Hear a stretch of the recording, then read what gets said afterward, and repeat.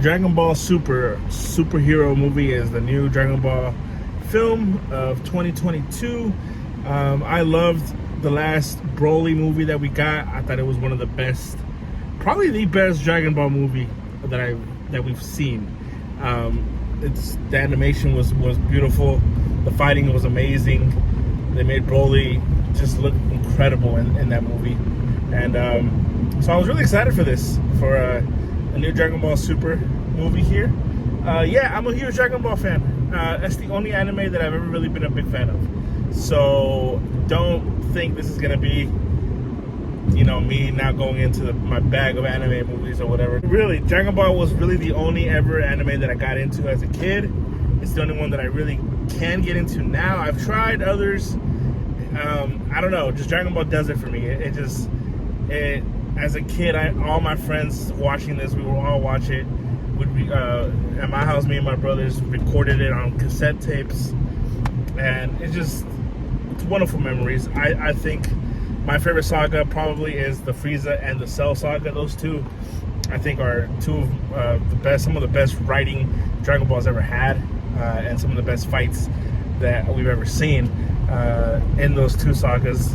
And yeah, so we have this new movie here, and it's pretty much the Red Ribbon Army trying to make a comeback here by using these two new machines, or androids if you want to call them, Gamma 1 and Gamma 2, which I thought they were really cool. And pretty much they're trying to, obviously do what anyone else is trying to do here, who's ever tried to do anything in the world of Dragon Ball. Destroy the Z Fighters here, or our group of people that we know and love. There's an interesting story arc in there though that I will not spoil. I haven't seen many trailers of the movie. All I know is that it was coming out, and I wanted to go, and I went with my friends. And so I'm not gonna really go too much into details of this movie, because I think there is some cool little callbacks in this movie, and some, I think, cool moments that actually kind of surprised me. But yeah, Goku and Vegeta are off training like always with Lord Beerus, and so they're out there doing their thing. And so we really just have right now just Piccolo and Gohan. Gohan was on a trajectory from Dragon Ball Z, this all the way when he was a little kid. He was on this journey of being one of the most awesome Dragon Ball characters ever, and I will agree, he's not my favorite, but I will not argue with anyone that says the Cell saga, Gohan in that series, in that saga, is probably the best and most awesome character of the show that the show's ever really had. And I won't argue that he was amazing in that, and they really felt like he was on a trajectory to continue that. And then the Majin Buu saga kind of happened, and I don't know, man. I didn't love the way the direction he went and the journey he went on. They kind of poke fun at it here with Piccolo, kind of really kind of laying it on him, saying you should be training. Why aren't you training? He makes Gohan wear his the vest that Piccolo wears, the weighted vest and the cape, and you can tell Gohan's struggling just to hold it up. So I thought that was pretty interesting. I thought that was really cool, kind of pointing those things out. But yeah, I actually had a lot of fun with this movie. I really, really enjoyed this. This was really fun. It was, one of the best relationships of the whole Dragon Ball saga, the whole Dragon Ball from the beginning, has been Piccolo and Gohan. Piccolo really has been Gohan's father. Goku's a deadbeat dad. Can we all agree on that? I think he's a deadbeat father. I think he means well.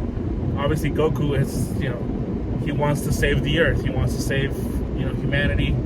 He's a good guy at heart. He never wants to even kill his enemies. He means well, but he's not a good dad. He is not a good dad at all. Piccolo really has been the one always there, raising him up, training him. We go way back after Raditz, and that was always a relationship that was really cool. And there's moments in this movie that are kind of heartwarming and really, really cool moments. I would say full circle moments with Gohan and Piccolo. And it's very satisfying to see Gohan kind of go back to what a lot of us thought he was going to be. And you definitely get that here. I saw this in 4DX with my friends, and I'll say this, it's hilarious. It's some of the most fun I had in the movie theater, because the seats movement, the motion seats, while the fighting and action is going on, while the flying is taking place, this is some of the most rough movements I've felt at a you know, a motion type theater experience. But for some reason, I had so much fun with it. Me and my friends couldn't stop laughing in moments just because how kind of, you know, rough these seats were manhandling us. I felt like we were in the fights with them. It really felt like every time they got kicked in the bag, I felt it. It was awesome.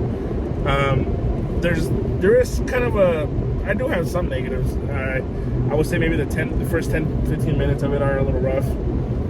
We're being introduced to the villains of the story, and kind of how the whole Red Ribbon Army is still being kind of brought up.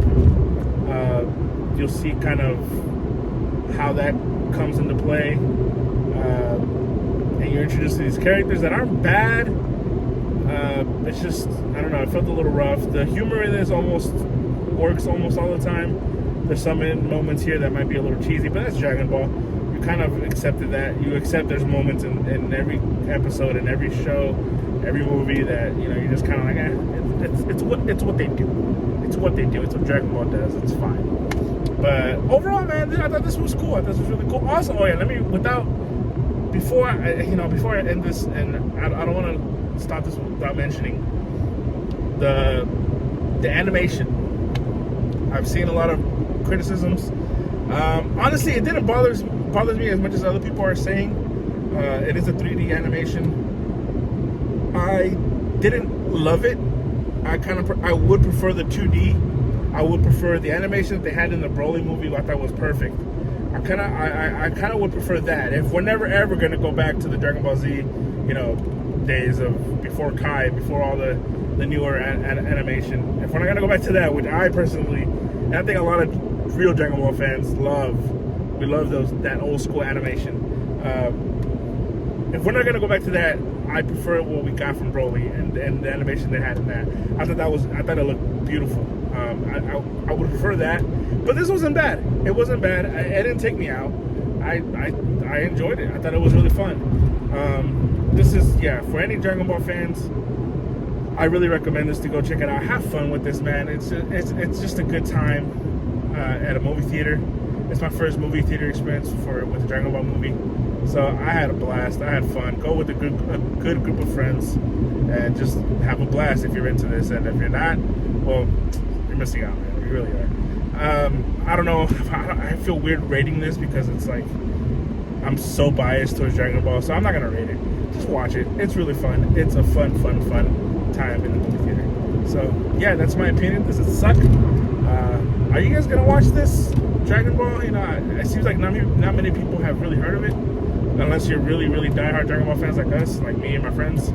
But yeah, it seems like it's doing well. People are always surprised that these types of movies do well in theaters. I've constantly seen, even though I'm not an anime fan like that, I constantly see every year these anime movies do well in theaters.